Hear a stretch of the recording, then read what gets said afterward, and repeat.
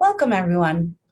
On behalf of Mood Disorders Association of Manitoba and our sponsor, Love You by Shoppers Drug Mart, thank you for joining us tonight as we gather to listen to the final speaker in our Women's Speaker Series, Crushing the Stigma, One Story at a Time. The Mood Disorders Association of Manitoba offices are located on original lands of the Anishinaabe, Cree, Oji-Cree, Dakota, and Dene peoples, and on the homeland of the Métis Nation. We respect the treaties that were made on these territories, we acknowledge the harms and mistakes of the past, and we dedicate ourselves to move forward in partnership with Indigenous communities in a spirit of reconciliation and collaboration. At this time, I'd like to say a huge thank you to Shoppers Drug Mart, who make events like this possible.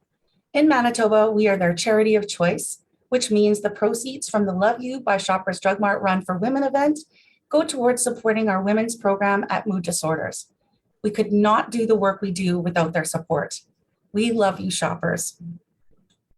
Our Women's Speaker Series is a monthly online series aired on Facebook Live, the third Thursday of each month at 7 p.m. The Speaker Series was created to give those who identify as women in our community a platform to speak about their stories in the open and to feel empowered in doing so. Featuring a different speaker each month, the series kicked off on September 23rd, 2021, and ends this evening. The series is based on our peer support model, meaning we empower those who suffer from mental illness to share their lived experiences and recovery stories of hope in a safe and supportive environment. We are very grateful to each speaker for sharing her story and providing hope for others who may be struggling. As a general disclaimer, the views, information, or opinions expressed during our Women's Speaker Series are solely those of the individuals involved and do not necessarily represent those of Mood Disorders Association of Manitoba or its employees. The primary purpose of this speaker series is to empower women by crushing the stigma of mental health, one story at a time. This speaker series does not constitute medical or other professional advice or services. Tonight, we welcome another amazing speaker, our very own Executive Director, Rita Chahal. Rita is joined tonight by another beloved Mood Disorders member, Marion Goldstone. Marion and Rita will be in a conversation tonight talking about Rita's story. This is a little bit of a different format than what we have done in the past, but we hope you enjoy. Rita is the Executive Director of Mood Disorders Association of Manitoba. She brings over 25 years of senior leadership experience in the not-for-profit charitable sector, having served as ED of provincial and national organizations, including the Women in Media Foundation, Employment Projects of Winnipeg, and Manitoba Interfaith Immigration Council, and the first general manager of Manitoba Chambers of Commerce. Having worked with various vulnerable populations, especially women and girls, Rita has a good understanding of issues impacting women and children. As a daughter of immigrant parents who arrived on Canada's East Coast in the mid-60s, she has lived experience of what it means to start life over again in a new country. In addition to her professional experience, Rita served on numerous local and national boards and committees. In 2021, Rita received the Nellie McClung Foundation 150 Manitoba Women Trailblazers Award. Rita is married and a proud grandmother of 4. Rita has titled her talk tonight, Light at the Top of the Tunnel. Without further ado, here's Rita and Marion. Thank you, Pam, for that very generous introduction. I wasn't expecting all that information to be shared, but thank you so much. Very, very kind of you. I'm actually very humbled and excited about this opportunity to be the last in the speaker series for this year. Our speaker series is an important platform for women in our province to be able to listen to other women who might have gone through different circumstances and to be able to, again, as you said, have that hope and recovery and to be able to empowered to be able to share their stories. So that's really important to us as an organization and to me as a woman and as a leader of Mood Disorders. So I'm delighted to be the last speaker, and it helps us set up for next year. And I couldn't be happier tonight because I have Marion with me, who's going to, Marion and I are going to have this wonderful conversation. It's so exciting, Marion, to see you. And you and I just love talking to each other. Both of us can talk for a long time, but thank you for joining us tonight, so Marion. And so let's get started. You're yours to take away. Well, thank you, Rita, and thank you, Pam. And I couldn't be happier than to be here tonight engaging in this conversation with Rita. We're in for a treat every time Rita tells her story. I learn something different about her, and it is always exciting and absolutely fascinating, the journey that she has been on in this thing she refers to as her life. And most of us sit back and say, oh my goodness, so much accomplished in one life. So Rita, they always say there's no place to begin like beginning at the beginning, right? So, you know, I've learned from speaking with you and hearing your story so many times, and hearing everything that is so wonderful about this experience. I know that your connection with Canada didn't just start when you arrived at the East Coast. I know that, you know, to go right back to the beginning, and which is the place we want to start. Your Canadian connection was well established long before. That's right, Marion. Thank you for getting me started at that point. As you said, my Canadian connection started long before I arrived on the eastern shores of Canada back in 1966 with my parents when they immigrated to Canada in 1966. I was actually born in a hospital called Maple Leaf Hospital in northern India, delivered by a Canadian doctor from southern Ontario. And my parents were actually married by a missionary reverend from Newfoundland. So you can see that I was meant to be in Canada, and here I am, you know, 55 plus years later, being able to talk about that experience, and one that has lots of dots to connect. I'm a proud Canadian, and I love sharing my story, especially those early years when we first arrived in Canada and landed at Pier 21 in Halifax. Oh my goodness. And that pier itself is so famous in Canadian history. You know, I just marvel, because I believe you told me at one point in time that you were around 9 years of age. Yes, I was 9, and my brother, I had a brother and sister who came. My fourth brother, my youngest brother, he was actually born in Canada, but the three of us came with our parents in the middle of winter, just before Christmas, on December the 14th, 1966. And so that journey was incredible. I mean, I had seen snow before I came to Canada, because we lived in the Himalayas. That's where my ancestral home is. But so snow was not something new, but so much of it that was new. And so we ended up on a train from Halifax to Prince Edward Island. On a ferry. That was just an experience I had never thought about, that you can actually put an entire train on a boat, and the marvel of that. And so we ended up in Prince Edward Island. And again, how we ended up in Prince Edward Island, that's a story for another time that you and I can share, and we can share with our audience as well. But my father, and there was somebody who had sponsored us, a wonderful woman named Elaine Champion, who had sponsored my family, my dad. And so we came to Canada and started our life there. We were actually the second family of East Indian origin, the second family of color, actually, to be on the island. And so it was a whole experience that very few people actually have the privilege of experiencing, because of coming into a new country and starting all over again. Well, you know, just talking about that, you know, all that wonder of getting to Prince Edward Island, and there you are, young child, new immigrant family. What was that like? Was there excitement? What were their struggles? How did all that play out? Because it would be, as you say, just so overwhelming and so much to process. How did that play out? What were the struggles? Well, it was an experience that stays with you. You don't ever really forget that arrival and those first early days. It's still very fresh in my mind. There's always excitement when something new happens in your life. I was, of course, very close to my grandmother in India, and so having left her was very hard for me.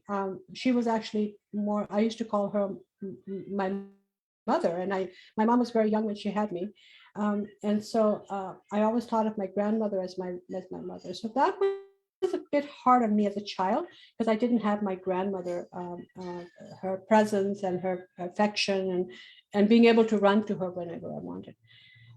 What was good in the sense that it was exciting.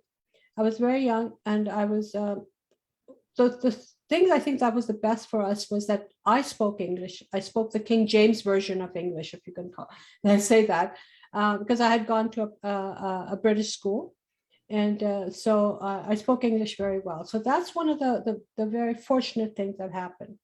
My father was able to get a job very quickly. He, in fact, had 5 job offers in the first week that we landed in Prince Edward Island. That would never happen today to most newcomers.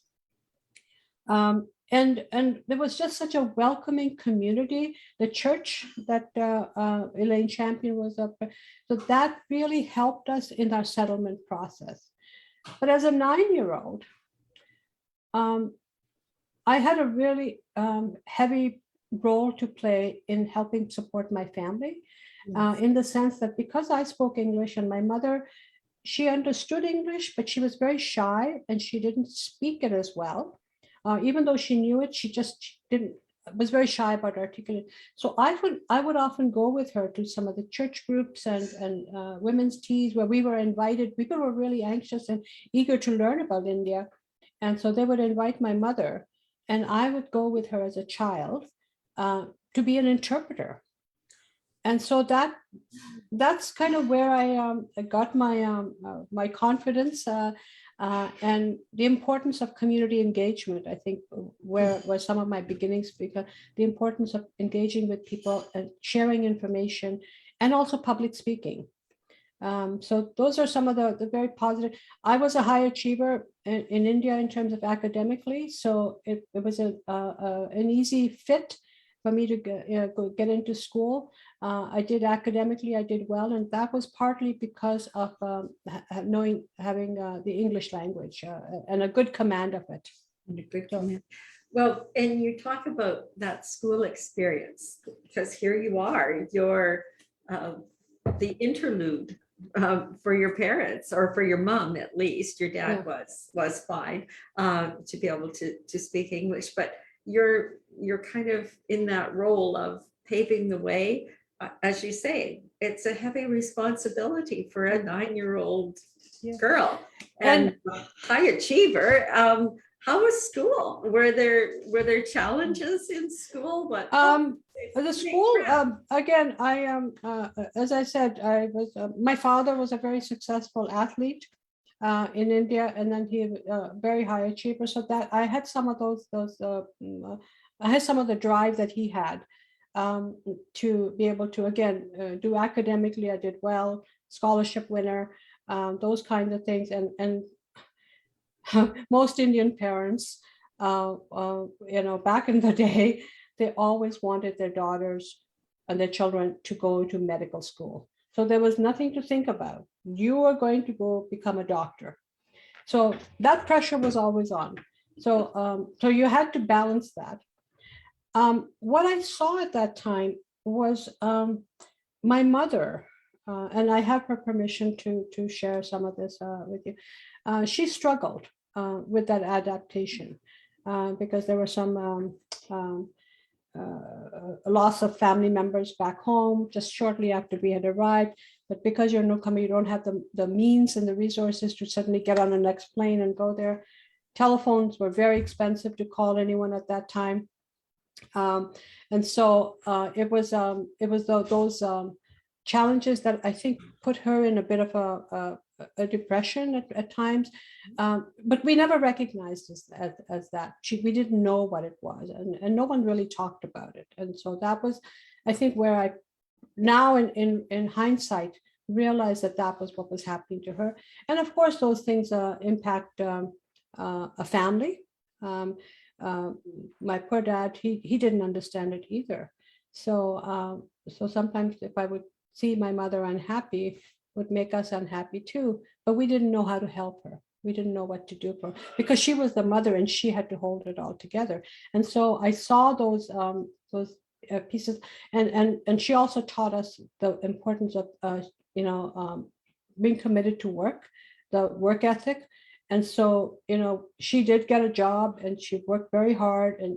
But what she taught us at that time was, she said, whatever job you do it well, do it the best you can. So a lot of that was shaped. My early years helped shape that. But I always felt for my mother, but I didn't know how to help her. Right. And you talked so much about her influence. And, you've also talked about that euphoria of coming to a new country, that beautiful feeling of hope and things unfolding. And, when you mention your mom and her struggles, it's tying into some of that feeling where people very often will have, as you have told me before, the honeymoon phase. Yes.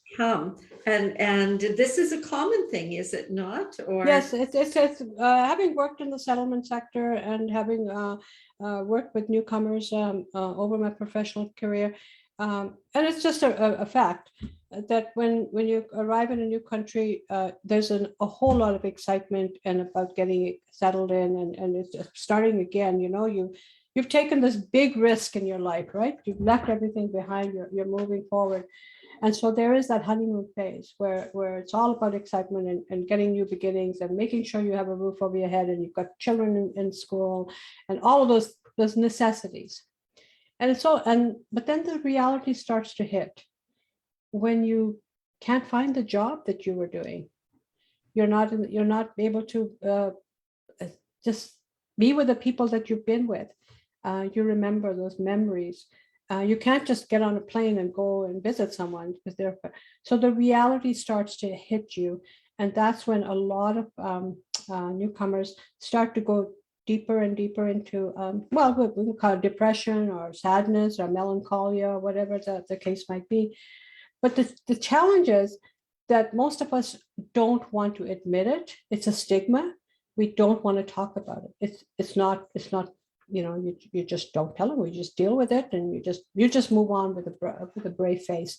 And of course that happened in our family as well, and it happened with me, I'm sure, but it just did not recognize it. It just did not want to admit it. I know that one of the things that I dealt with as a child was very much missing my grandmother, and I just longed to go back and be with my grandmother. That's what I wanted the most. Yeah, and I don't think we often realize just how difficult some of these transitions are for folks who are newcomers in our country. No matter how motivated they are, no matter how well educated they are, that there is always this change. And so when we are aware of mental health issues, then we don't realize the extent that it opens the door for more things to follow. When you moved along, as you said, you were such a high achieving student, and parents had expectations you were going to be a doctor. How did you move along?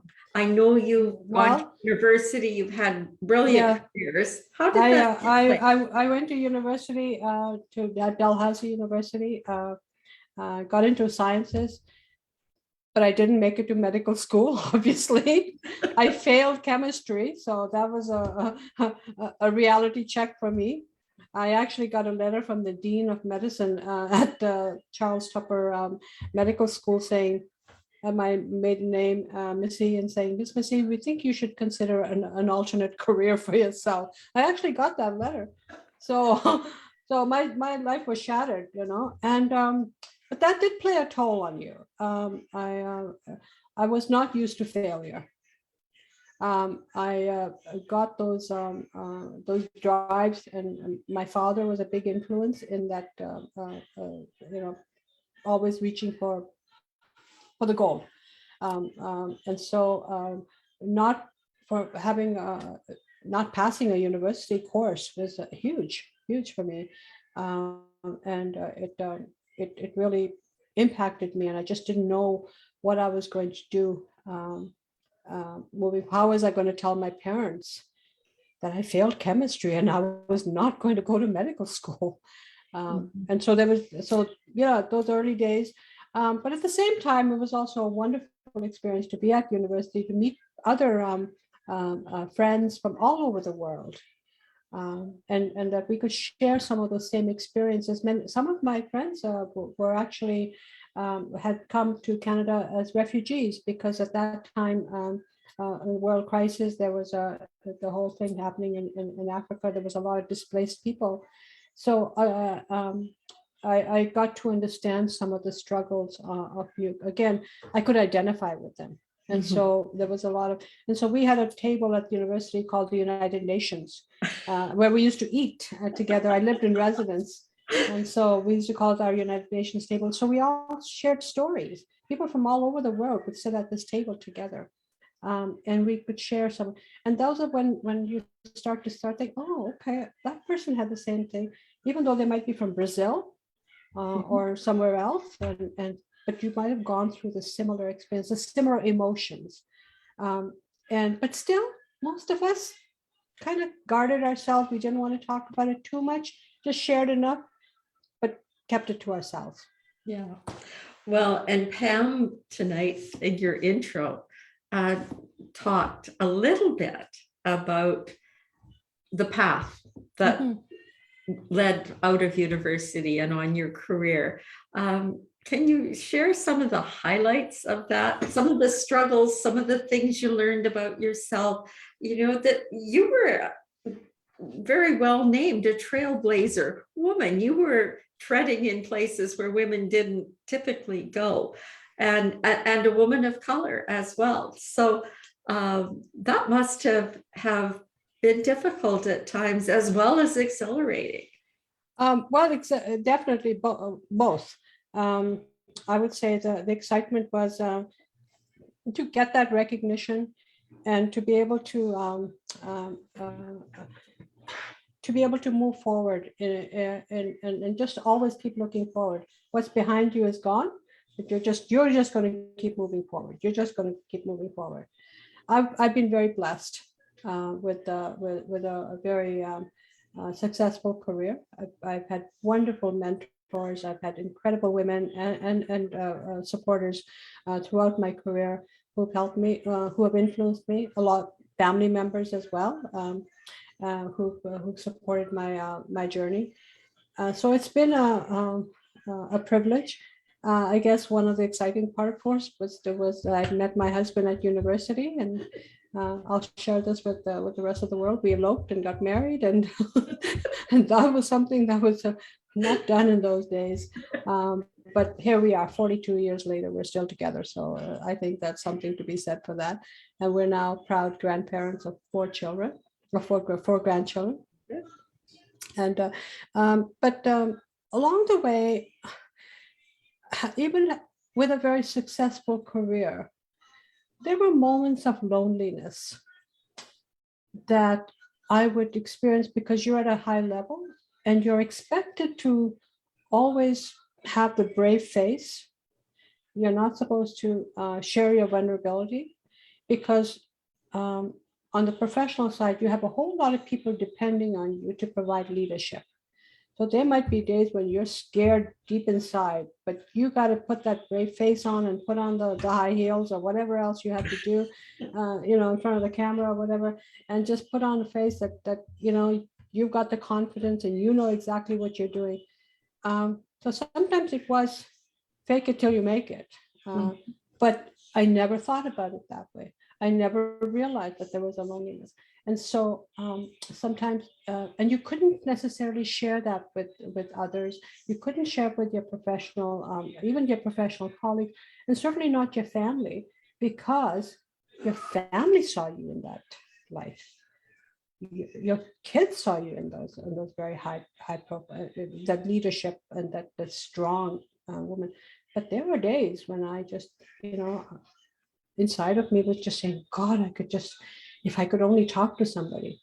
But again, I never asked for help. I never asked for help.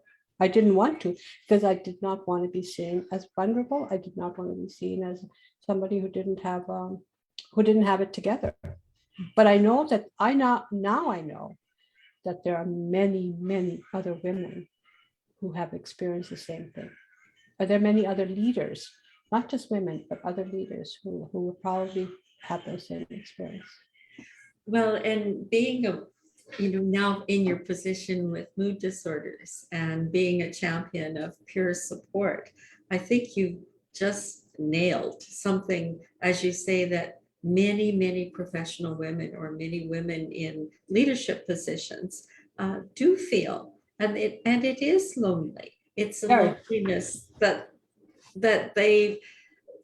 is created around them and is unspoken, as you say. And I know that you are doing an awful lot wherever you can to try and start those conversations. This series is one of those things. Yes, absolutely. Crushing the stigma one story at a time, where women share their stories and start to create those connections between themselves to support each other.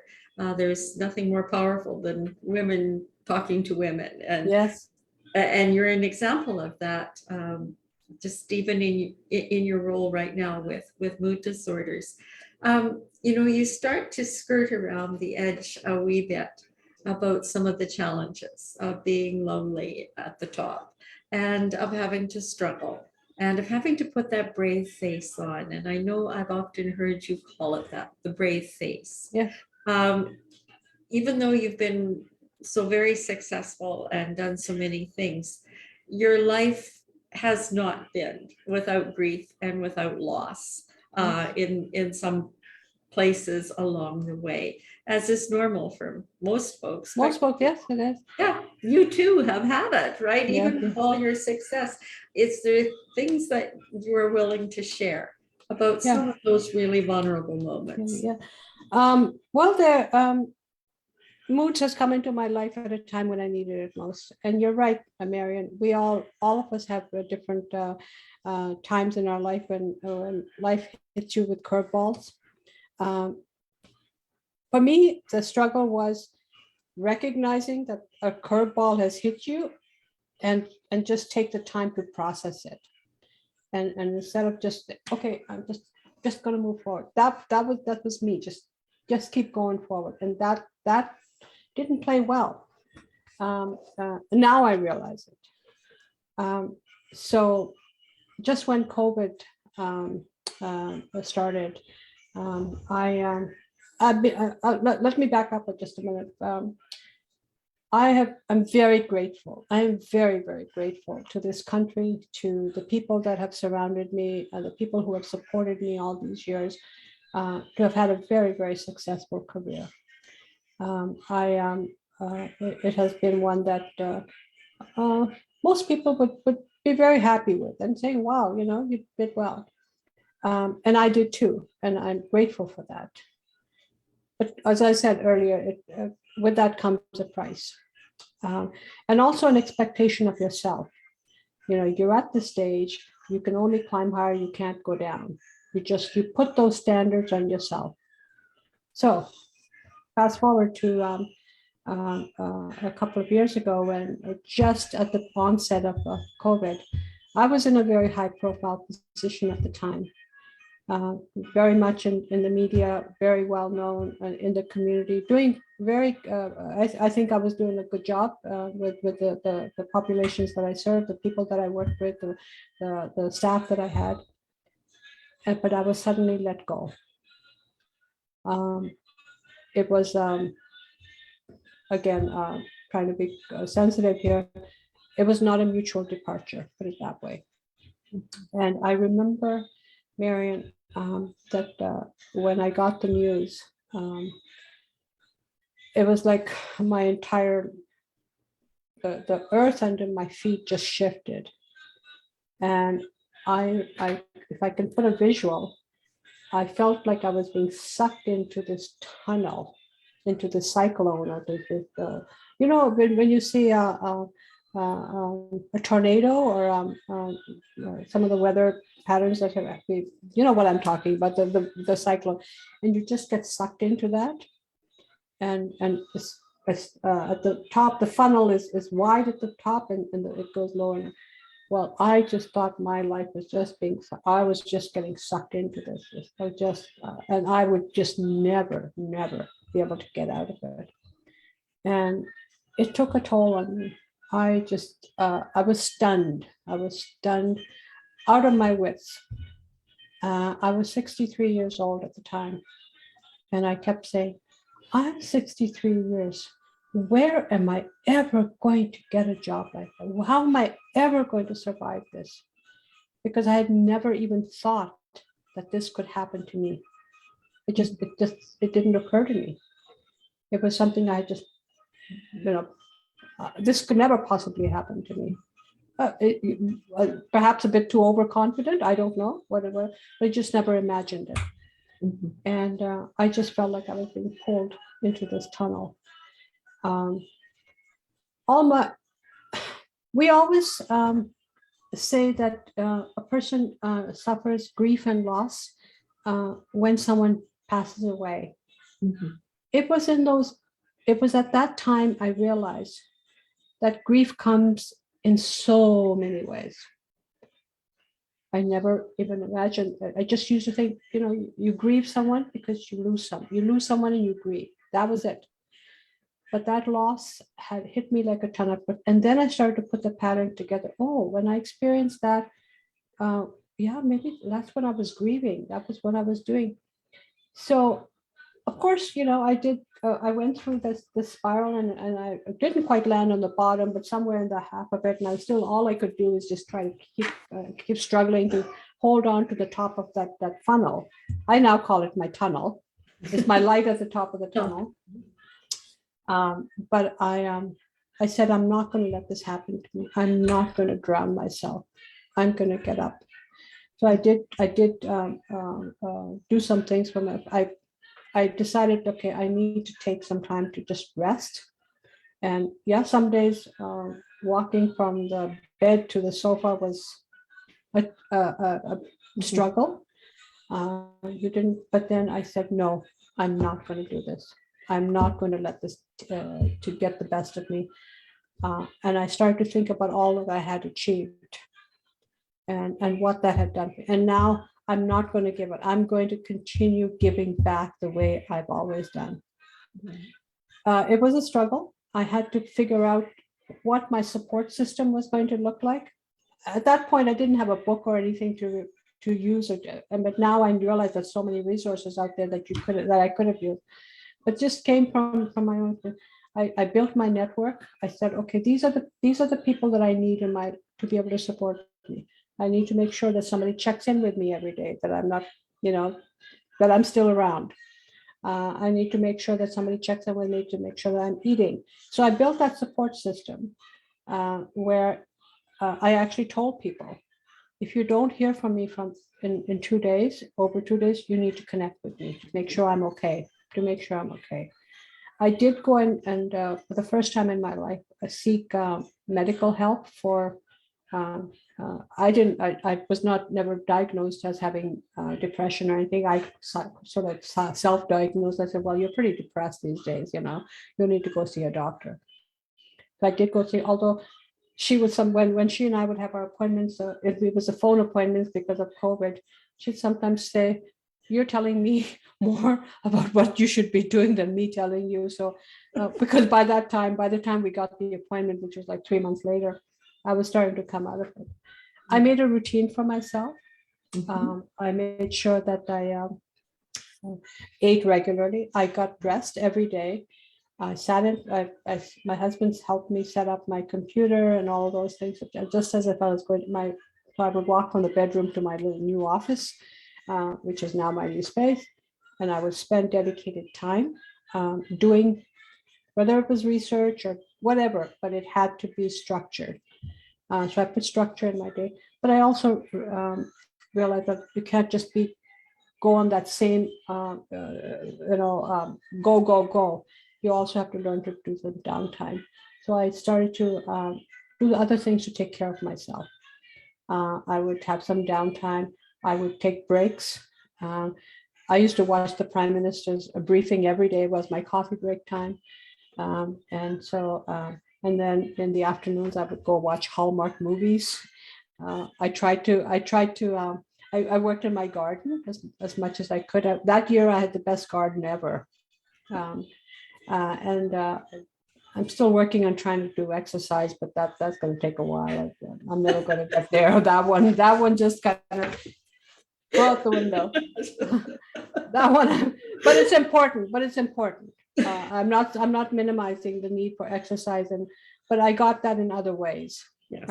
But I think the point for me, it was important to really realize that you're important, I'm important, and I need to take care of this, and I'm grieving. And I started to use those terms for myself, and I even started to share that with my kids and said, I went through a grieving process with my job loss. And started articulate. It's only when I started to articulate, and for whatever reason, I actually started my own business. I started a consulting company at that time, and it was through that I came together with mood disorders, and one thing led to another. Here I am now in the thick of things, and humbled by that opportunity. And now in a position that I have a better understanding of what mood disorders are, that what I had experienced might have been some of those, throughout my life at different stages, including menopause, where I would just, and when I had children, that I actually experienced postpartum. I had I just dismissed all those feelings. I dismissed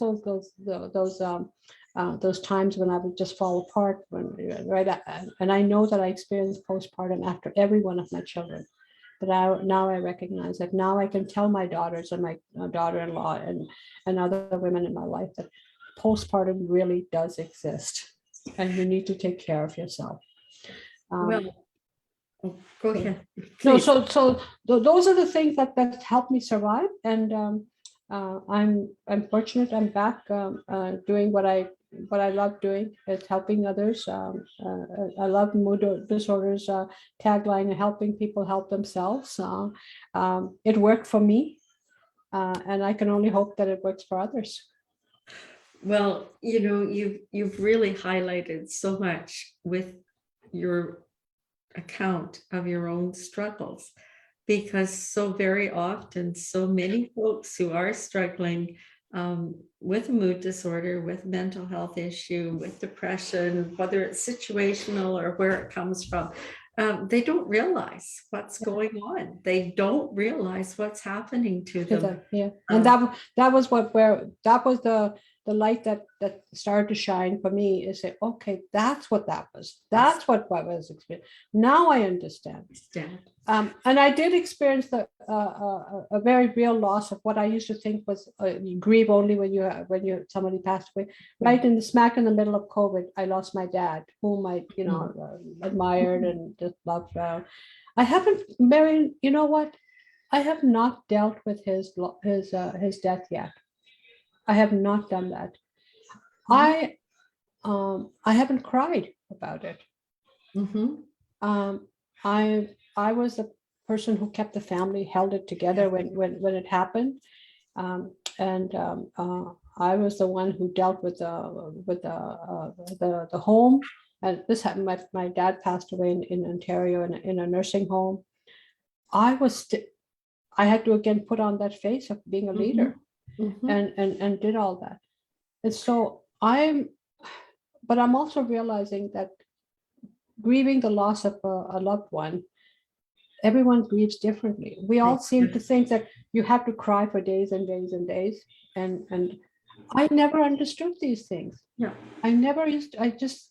You had these stereotypes of how you grieve and but now I'm so blessed that I have a better, and I'm in a better position to understand some of the things that members of my family or extended friends, extended family or friends might be experiencing. What did they go through? I have I think a more compassionate way of looking at their circumstances. Well, and just between the two of us as friends, you have indicated to me that you are planning to take your father home this October. Yes, for, yes. for his final resting place. Yes. Again, a family leader taking, organizing, leading the charge as it is. Just as your friend, I'm anticipating that perhaps when your father is laid to rest and you're happy that everything is in its place and all the I's are dotted and the T's are crossed. That's probably when it'll happen. That may well be when it happens, because you have been driven from the time you were 9 years old with this sense of responsibility and being a leader and putting on the brave face. And just so amazing. Such a I was the eldest. I am the eldest child in my family. So my father always called me his son. He said, "You're my son." he would always, the pronoun that he would refer to me was beta, which means son. Yes. And he would say, "You're my beta," which meant son. So that was always ingrained in my brain that I have to be that son. I mean, I'm blessed with two really nice, wonderful brothers. Both of them, my sister and I are, I'm the eldest. I have a sister younger than me, and then I have two brothers that are younger than both of us. So, and one of them was born in Canada. The other three were born in India. And I know my mother suffered postpartum. And now when I think about what she experienced, one of the most real pieces of my journey has been the postpartum has probably hit me the most. That was very real, when there were lots of tears and not understanding and feeling, oh my God, I'm going crazy, but not being able to ask for help because that was never done. No. But you mentioned so many times throughout this show about that light at the top of the tunnel, and about how that awareness finally came to you. And I applaud you, because one of the themes that comes through all your stories when you talk about your life is that you seem to very quickly develop a very acute awareness of what's going on around you. And that lovely image of that light at the top of the tunnel. Can you tell us a little bit about what might be your plans for that light at the top of the tunnel? Well, I'm really excited about that opportunity. So it's taken me some time to think about what I want to do with the experience that I went through, especially with the loss during COVID, several losses. There are other relationship losses and things like that but you grieve them, and you don't realize that you're grieving those pieces. But I never gave up. I never gave up hope. I actually have a mug that says "Never ever give up." I should have brought that tonight. I would have showed you what I drink. I drink my tea in that often. And so the tunnel, the funnel that I was describing to you earlier, I always saw light. When you think of a funnel, you always seem to look at the light or you always see the darkness. And then people talk about light at the end of the tunnel. Well, my visual is, because I was trying to hold on to something and I was trying to stay, just keep myself from drowning, I always saw the light at top of the tunnel, and it was that light that kept me going. So I decided that I was going to use that image to create something, to create conversations and to have conversations with others, and probably particularly start with women about grief and loss. We're working through the technical sides of it. Pamela and I have talked about a few times about it. You and I have talked about it. We're going to invite other women to be guests on our show. It's a YouTube channel we want to start. Hopefully, by early fall, we'll have launched that. So I'm putting it out there. Hope people will tune in and to that. But it will be based on dealing with grief and loss, and how there is always hope at the top of the tunnel, a light at the top of the tunnel. So that's what I want to grab. So that's what I'm excited about, and see where that goes. And Marion, you're going to be you and I are actually going to do it together. You and I talked about that. We're going to co-host that and build on that. And there's some incredible women at Mood Disorders who will be our guests. There's many of my professional colleagues. We'll invite them. And then not just if somebody has had a bad experience, but really to talk about some of the coping that needs to happen. Professionals that we will bring to the conversation. And of course, those who want to share their stories as well. And maybe from that will emerge other topics. But it's not going to be a channel about doom and gloom only. It's going to be conversations about hope and recovery. Yes. And so that's what we're going to focus on. Well, and Rita, you never cease to amaze me. Every time I hear Thank your you. story, I hear something new and different. And you truly are an inspiration. You're an inspiration at Mood Disorders and an inspiration in the professional community for women and for everyone, not just women, but it's wonderful to have an example such as yourself to look up to be the light at the top of the tunnel for other women. So thank you.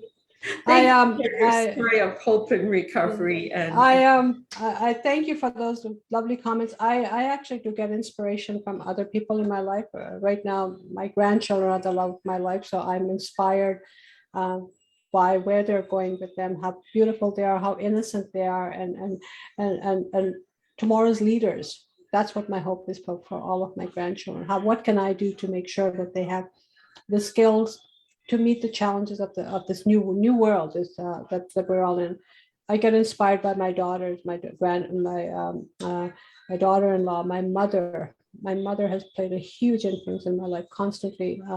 That she and I don't always agree, but she's given me some really important life lessons and values that I sometimes realize only afterwards. Oh, I learned that from my mom. Or that's what mom told me. I can only hope that my children will one day remember something that I might have taught them. I also have family members who are struggling with different things, and they inspire me as well with their perseverance and their struggles and how they're coping. And of course, I'm forever indebted to the many women who have been part of my journey, my professional journey, my community work. I could name so many of them tonight, but I might forget a few, so I'll do a collective thank you to all of them. And of course, now I'm really blessed with the Moods family that we have at Mood Disorders Association of Manitoba. We're an awesome team. We're going to work together.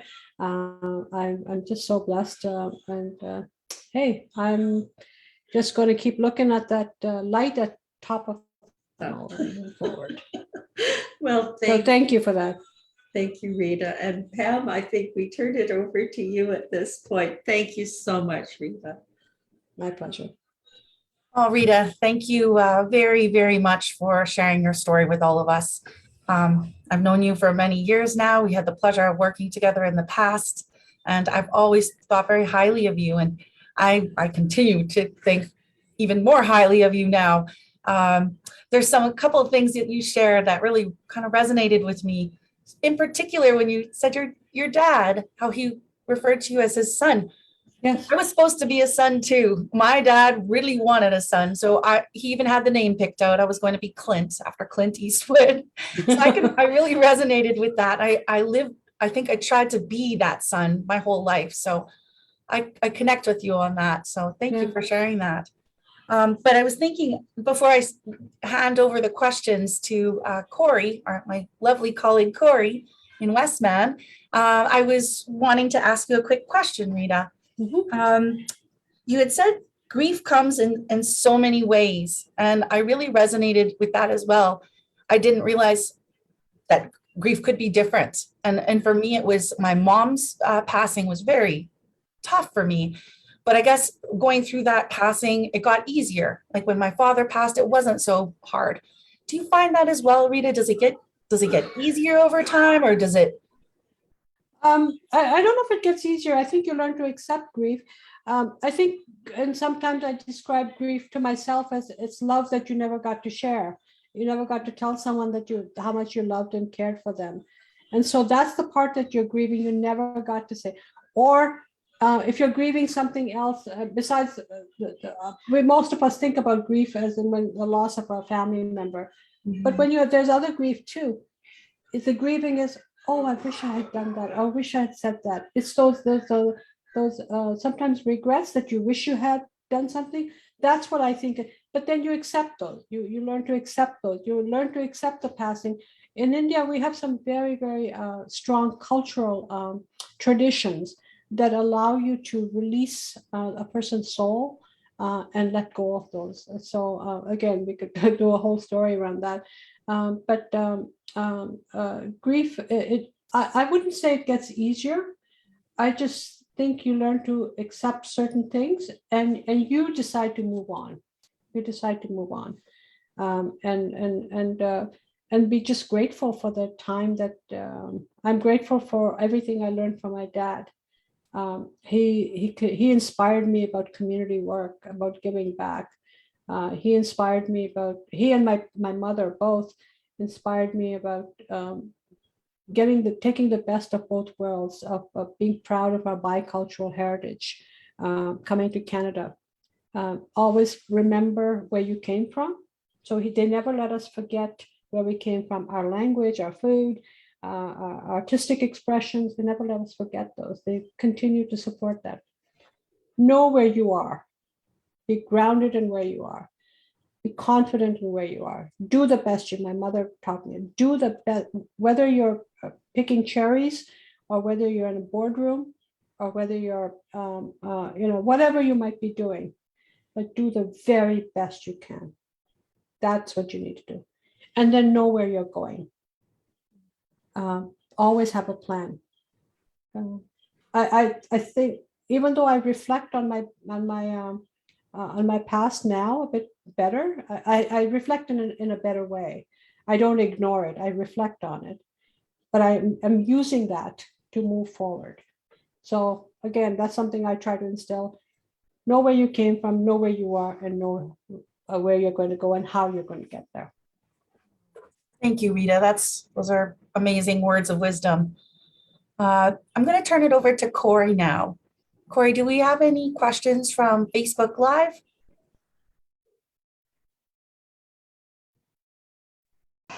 There is a couple of comments. Wonderful. Number one, Karen says, thank you for sharing your story, Rita. I admire you. Thank you, Karen. Another one, Stephanie says, hello, Manitoba. So maybe not from Manitoba and watching online. And the other one is, what's the biggest thing you've learned while working at mood disorders? Oh, very good question. I've learned a lot. I've been very blessed with the team that we put together at Moods in the last couple of years. But I think what I've learned the most that has helped me is to really understand, sort of by definition, what are mood disorders? What are things that you can do? How do you cope? And I've also learned compassion. I've also learned about the importance of compassion for yourself and for others.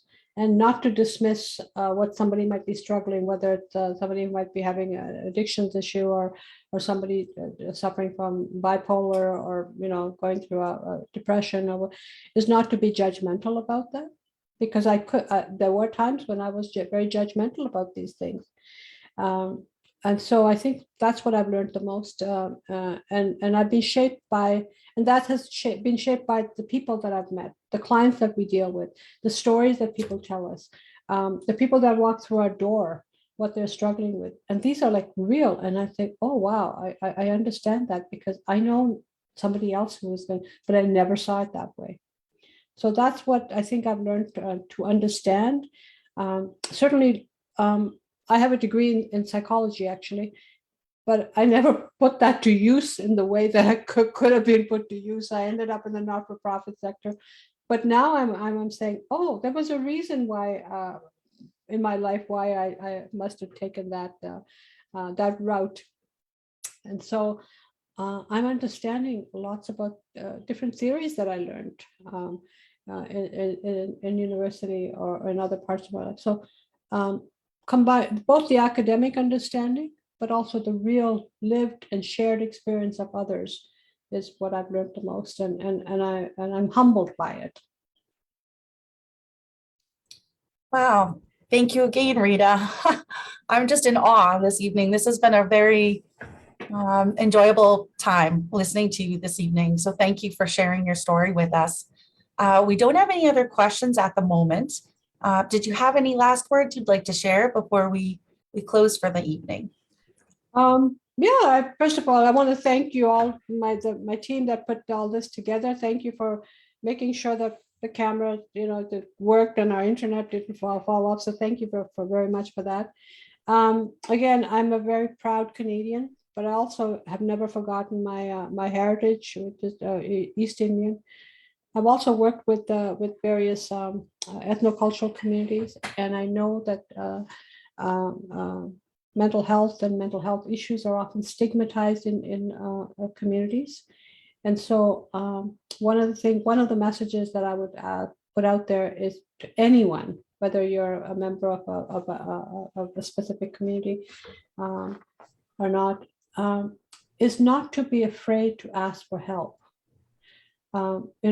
That being scared of your vulnerability, being scared of showing your vulnerability is perhaps one of the most challenging aspects in our sort of what I experienced with never show my vulnerability, never let them see you. There used to be a commercial called "Never Let Them See You Sweat," so that's who I was. But I think being able to ask for help and saying it's okay to be vulnerable, because I've been reading a lot of Brené Brown lately, and realized that vulnerability is the other side of courage, and that has really resonated with me. But when you can share your vulnerability, when you can expose yourself in that sense, that oh my goodness, that somebody else will find out, but that you're showing up for things, and you're that would be my piece of advice is don't be afraid to ask for help. It's okay to ask for help. I also think that maybe if you see somebody else struggling and you're not quite sure what to do, there are organizations like Mood Disorders that can help that go through. But we also provide support for families who may have other family members that might be struggling. Call us. We'll help put you in at least get you in touch with the right direction. So I'm looking forward to the new series in the fall. We're going to have a slightly different model for it this coming year. We'll see how it works out. And I just want to say thank you to all of the people of Manitoba, those who support us, all of our sponsors, particularly for this series, Shoppers Drug Mart. But we also have other sponsors, donors who give so much of themselves to mood disorders, the United Way, Winnipeg Foundation, the government of Manitoba, and of course, all those individual private donors who are committed to helping others. So I want to say thank you to all of them. So I think I'll end on that note. All right.